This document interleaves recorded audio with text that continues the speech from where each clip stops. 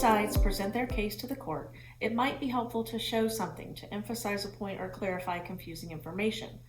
Maybe you want to show a picture or a report, maybe a map, anything that helps you better explain your case.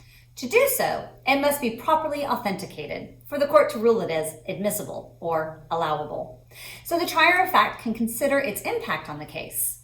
It also scores you additional points in a mock trial competition. To be able to do this, there are specific rules of evidence that must be followed to ensure the court agrees with what you are wanting to share.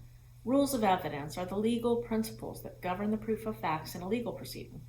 These rules determine what evidence can or cannot be considered by the trier of fact. If these steps aren't followed properly, your evidence could be thrown out of court and ruled inadmissible, causing you to lose that piece of information for your case, or points for competition. Here are the steps to follow to introduce evidence correctly for the court.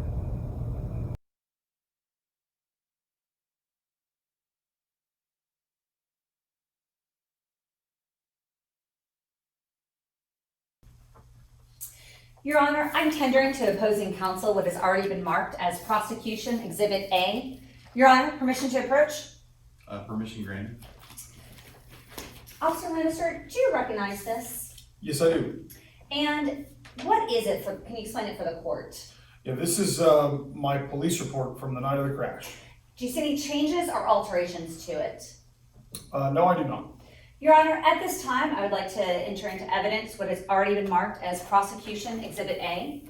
Any objections? No, Your Honor. So admitted.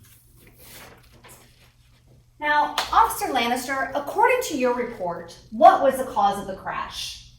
The cause of the crash was someone...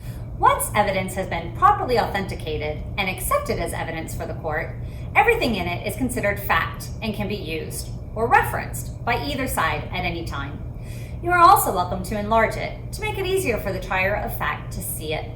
It is highly recommended, especially if you're going to competition, to practice over and over with the enlarged item so it doesn't throw you off your game.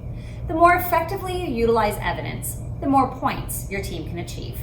Remember, no matter what happens, attorneys should always act with confidence. Even if the judge doesn't allow the admission of your evidence or your enlarged piece of evidence falls off the easel, you should act as if you meant for it to happen and continue sharing your story for the court.